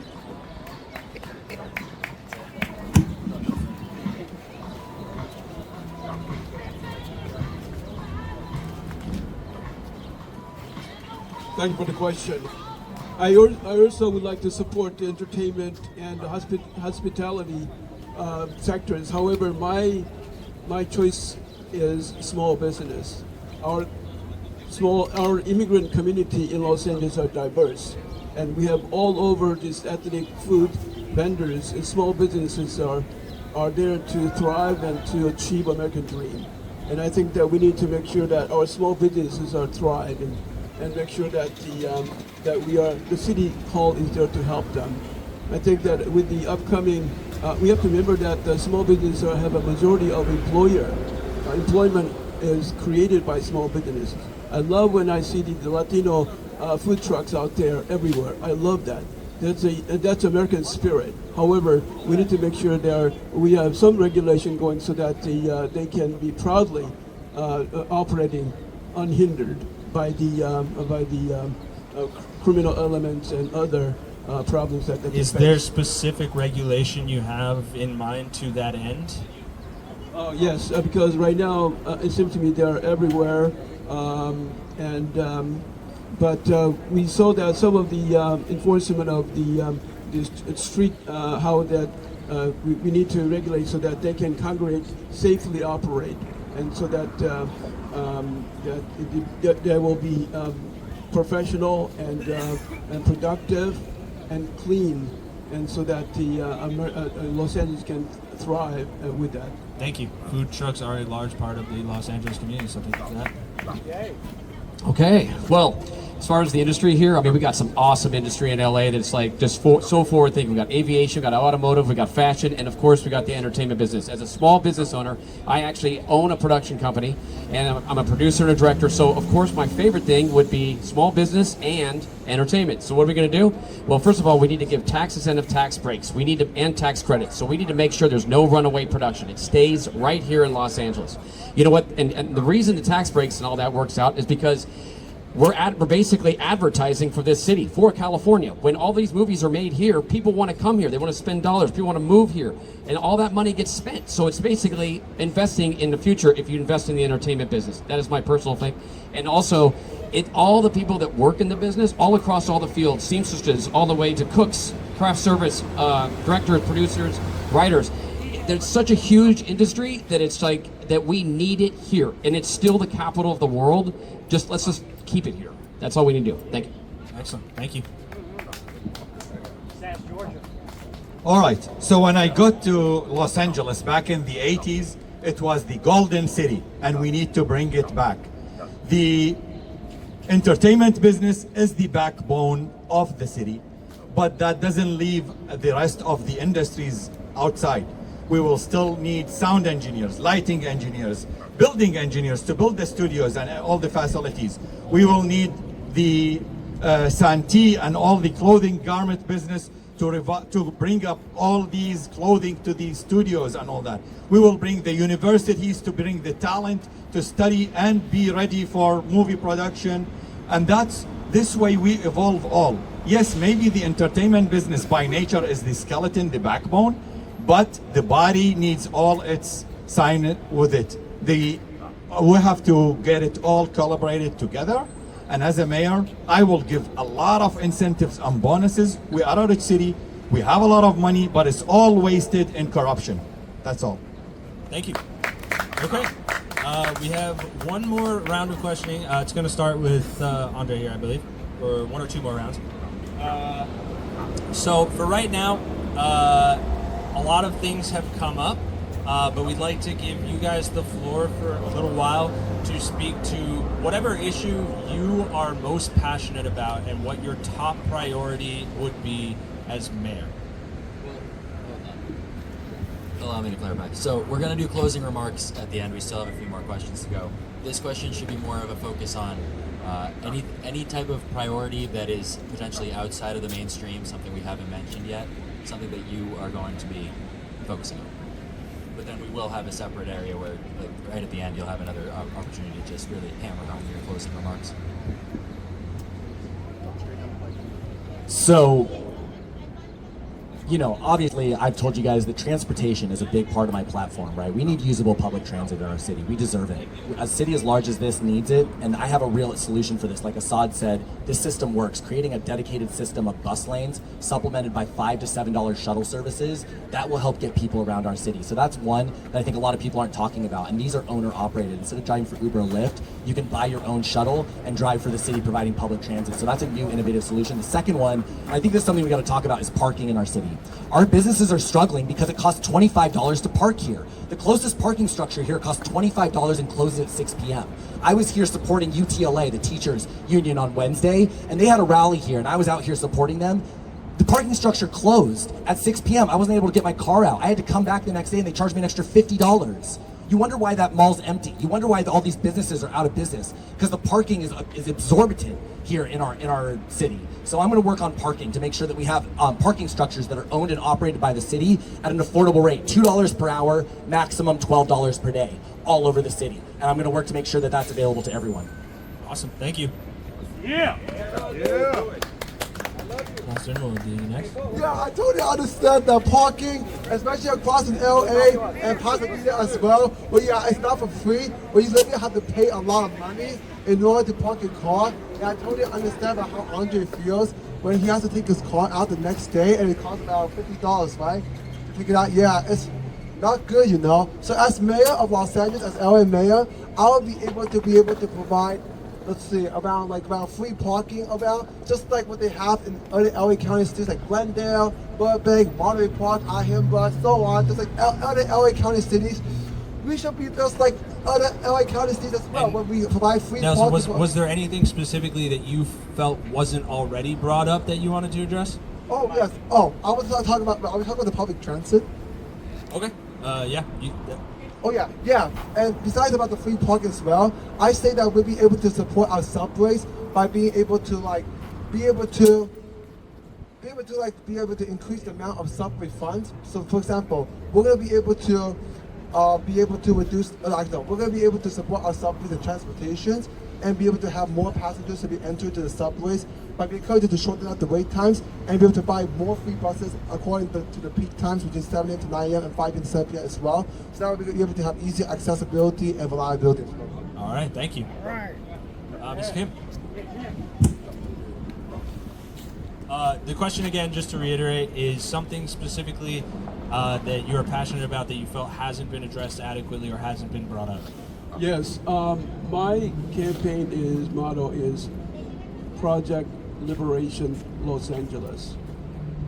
I want to liberate Los Angeles City Hall from the destructive DEI, diversity, equity, inclusion doctrine and cancel culture that need to be thrown away, cast away, and stepped on. I want to make sure that our government is responsive to our citizens, not some left-wing ideology. I want to make sure that our government is properly ethical, servanthood-based and merit-based. And that's the theme that I'll bring to the foremost to our mayor administration in City Hall. Thank you. Thank you. Yeah, Cam. Okay, I guess something that hasn't been talked about is densification a little bit. I was going to mention that. So I think, with SB 79 coming down from the state, which is basically be able to anywhere close to a transit center, you can build, big buildings, apartment complexes and whatnot. And also that would start encroaching on R1 zones, which is single family housing. I think we need to, this city is so unique because of all the culture that we have here, and our single family homes and those neighborhoods are actually what kind of makes the city. And that's like what all these cultures have created and come from over the years. So I think that we need to instead of like pushing way back on SB 79, we need to embrace it and keep the densification to certain areas close to all those transit centers, but not encroaching on the R1. So that's what I wanted to talk about right now. Thank you. Thank you. So I'm glad he started with the affordable housing and the SB 79, because basically our the other candidates that who are not here today, especially Karen Bass and the council member Rahman, like parrots, they go, we support, we support, we don't like SB 79, without even understanding what's all SB 79 is all about.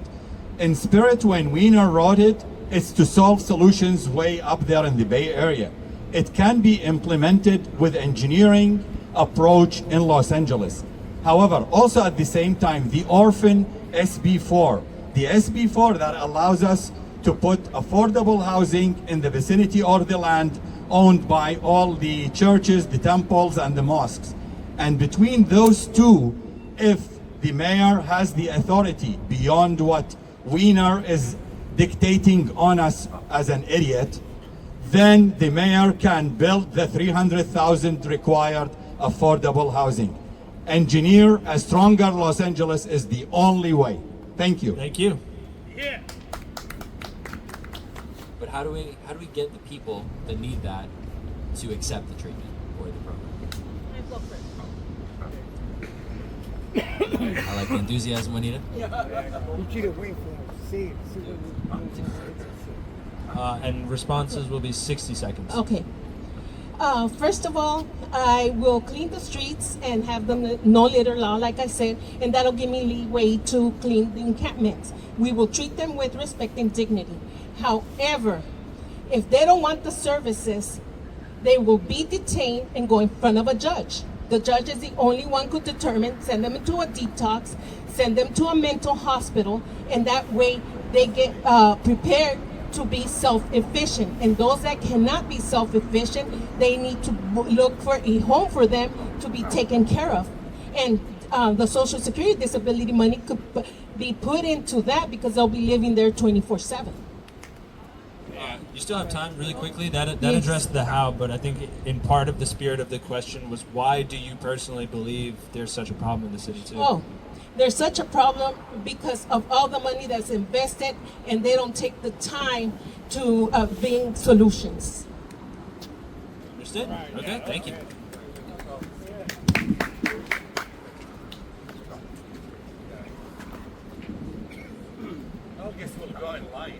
The reason why we have so much homeless problem right now is because of the some mishaps by two propositions that took place about 10 years ago. That is, one is that they made the non-drug felony to misdemeanor and allowed a whole bunch of these misdemeanor criminals to be able to get out of the jail with the time served. And second of all, there's a basically the nonviolent second proposition is to free nonviolent misdemeanors, and they just basically free them from jail. So we had all these people who should belong to jail.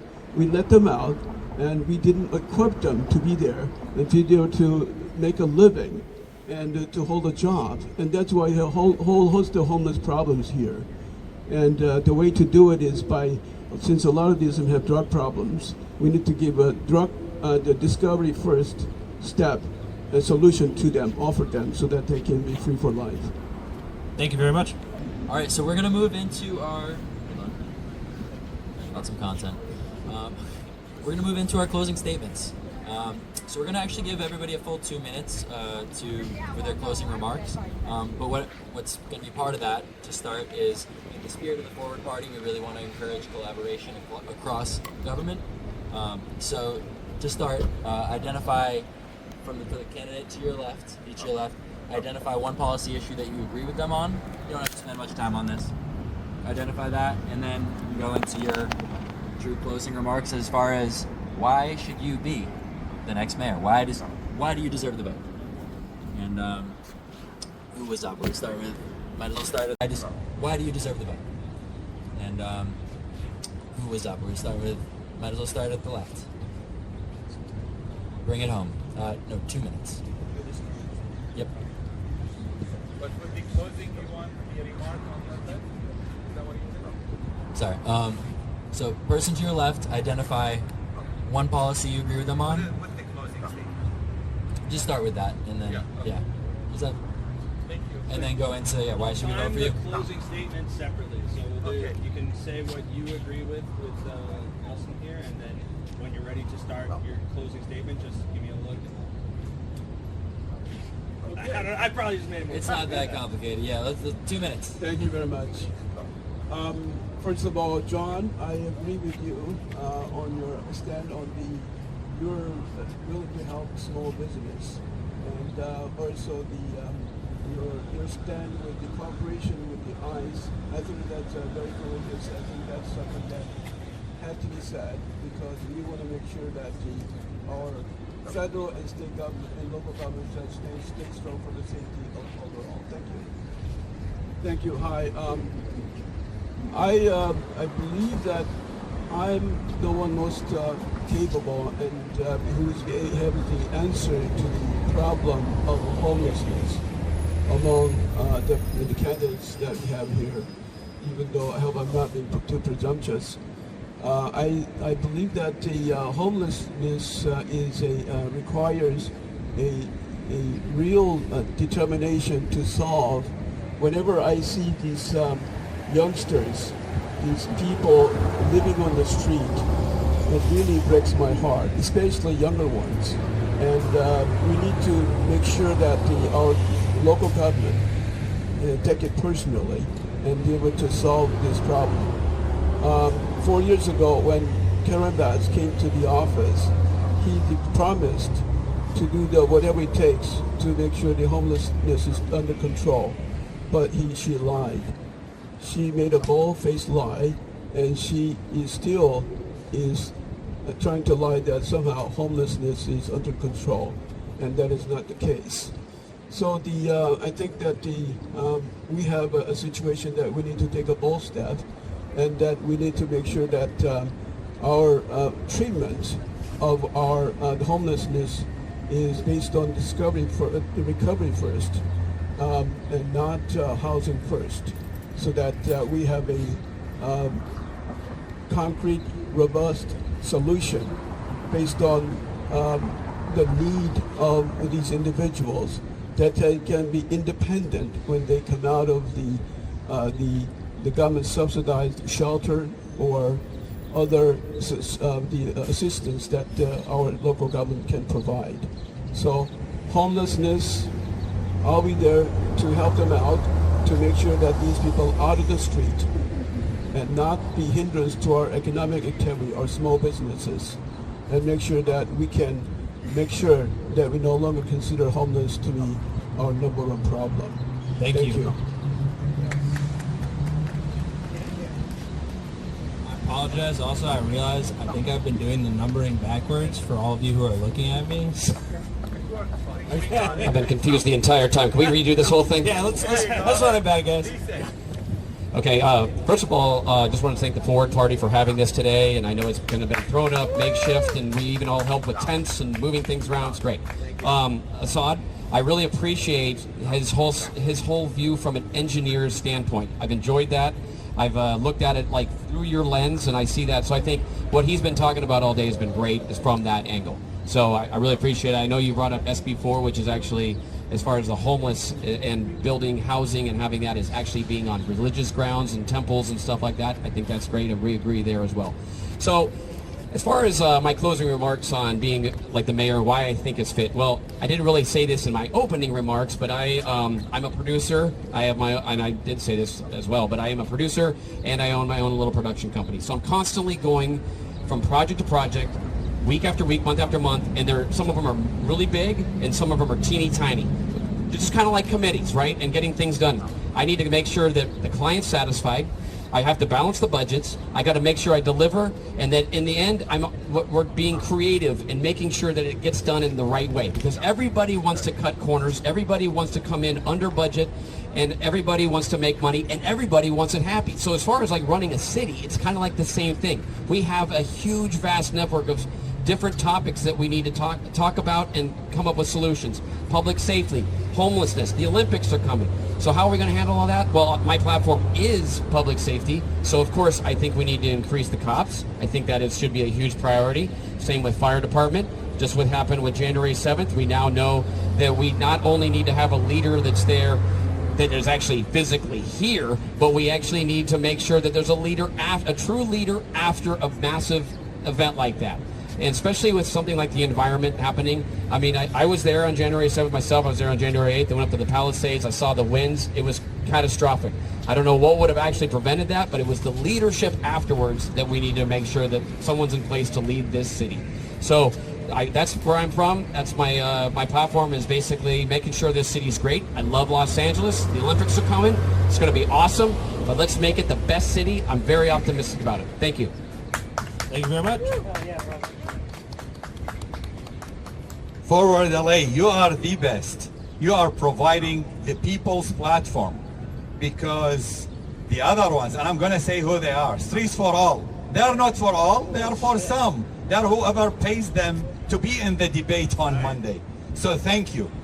The best thing I took is accountability.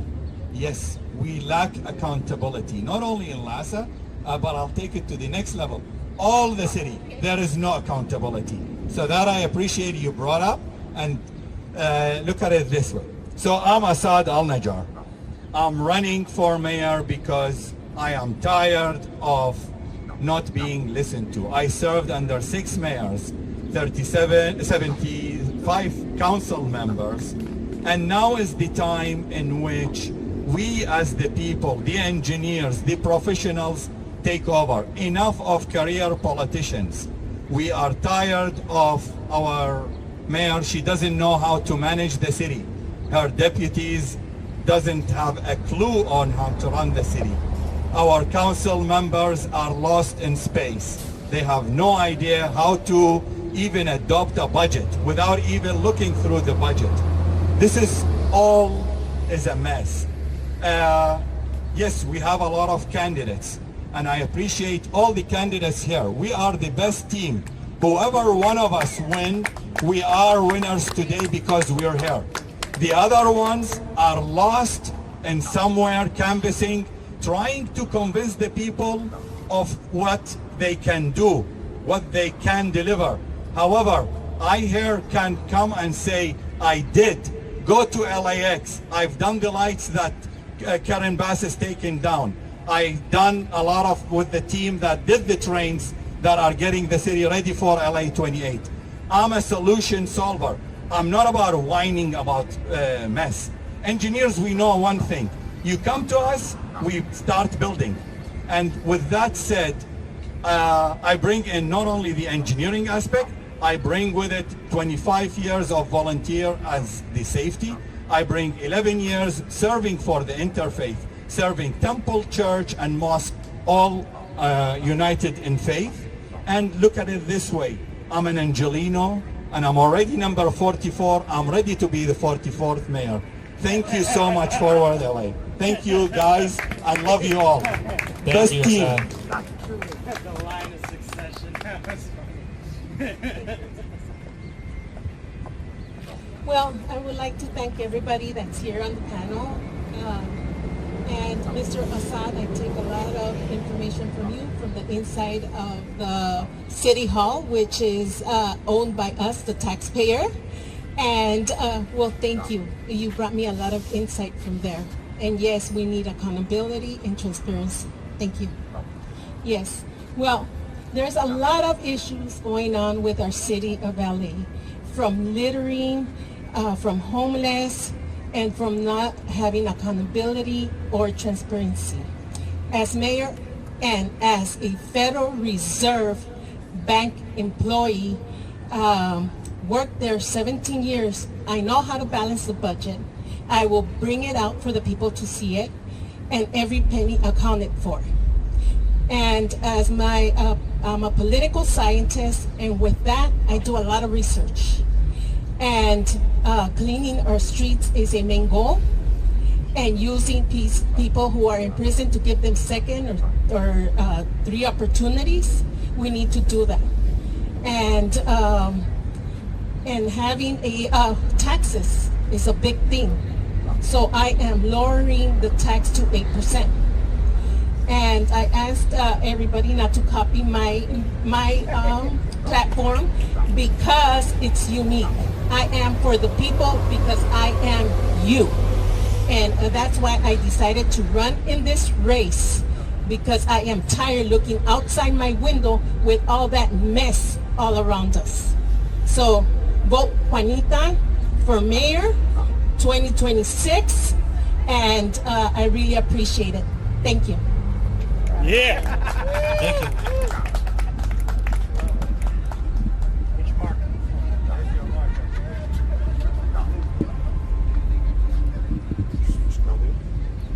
So, I want to just commend Nelson for his identification of the issues that we're facing with public transit as well as parking.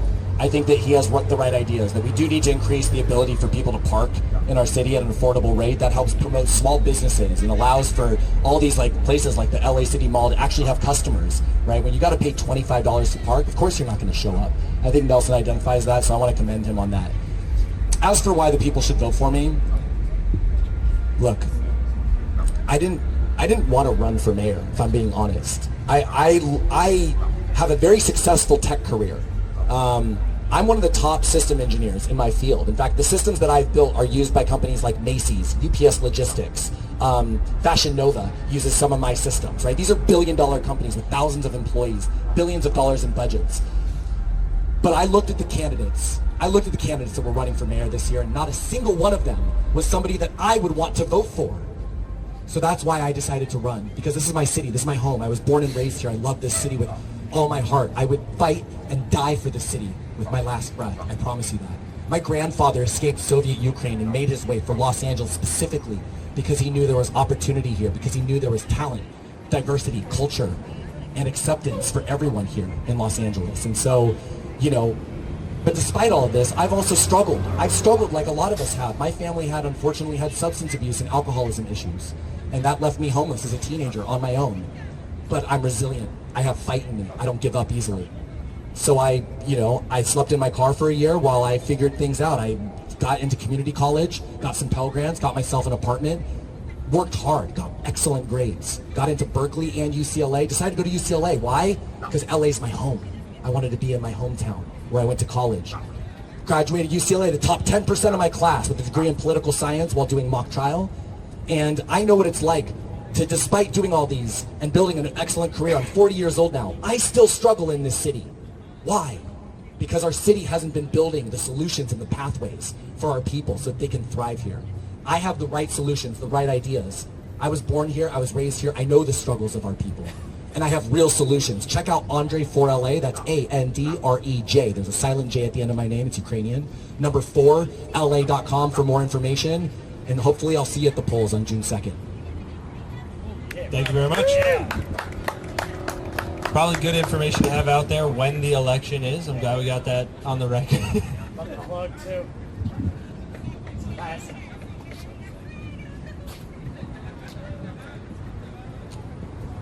So yeah, before my closing statement, I would like to shout out and thank to the Forward Party of Los Angeles for hosting us here. And one policy that I agree with Andre over here is, I do agree with some of the ideas that he would like to do, like, dealing with homelessness, like I really wish like they did a dorm style like that over there. They're helping our homeless, that's his vision. But to be honest, it's like almost impossible to create, which is why it will never happen. Anyways, so for my closing statement, I just want to let you know that my name is Nelson Chang, and I'm running for LA mayor in order to reduce traffic crime and homelessness. And as mayor, I will be able to stop ICE from going after innocent undocumented immigrants. But I should go after real criminals instead. I should know that because I'm running for the local level, not for the federal power, of course. And that for my solutions that I posted on Instagram, if you go to my Instagram at Nelson Chang for LA Mayor 2026, Chang says ENG, not ANG, but a lot of people thought it's ANG. A lot of people will be able to know that my platform will definitely work. So that be able to shorten the bus wait times between to 10 to 15 minutes while during the peak times between 7 to 9 a.m. and 5 p.m. to 7 p.m. on Monday to Fridays, and also to use abandoned warehouses and facilities and convert them to renovated homeless shelters, and be able to reduce crime by being able to have police to be able to catch those only for dangerous criminals only, such as murderers, rapists, pedophiles, arsonists, human traffickers, etc. Yeah, that's right. So that way we'll be able to make LA gorgeous and be able to help our people in LA as well. Even though I don't go to UCLA, I go to UC Berkeley, but I graduated with both bachelor's degree in social welfare and legal study. So for those who are UC Berkeley Golden Bears out there, that's me. I'm running for LA Mayor, of course. Even though LA right now is hot for some reason, that's why climate change is also an important issue as well. And also I will be able to shout out to all my fans and for those and my supporters for being able to encourage me to run for LA Mayor, because I'm going to resolve most of LA's problems, such as traffic, crime, homelessness, drugs, ICE, and a bunch of other problems that LA has to face, such as child abuse and our schools, especially for LA University. We need to increase our teachers' wage and decrease the school administrator and executives' wages. That is the reason why. So that way we can be able to prevent those layoffs and be able to support our low-income individuals, be able to reduce taxes, support our local businesses, and be able to support anyone regardless of political party. So hopefully to see you in the polls on June 2. Vote Nelson Chang for LA Mayor. Chang Gang. Thank you. Hey, you forgot to throw the phone to the floor. Nice. Thank you, everyone. I truly thank you so much. I can't, on behalf of the Forward Party, I want to thank, I can't imagine a better group of candidates to embrace our values, truly. You're giving the people choice, and you're showing that collaborative attitude, and you guys are, like, this is very different, obviously, from the debates we see on the national stage, because you guys are uplifting to each other, and you guys do really work towards solutions, and that's what we're all about. So I'm glad we could make this happen, and I appreciate everyone working through the technical difficulties. And yeah, well, the next one will be cleaner. So vote, vote, vote.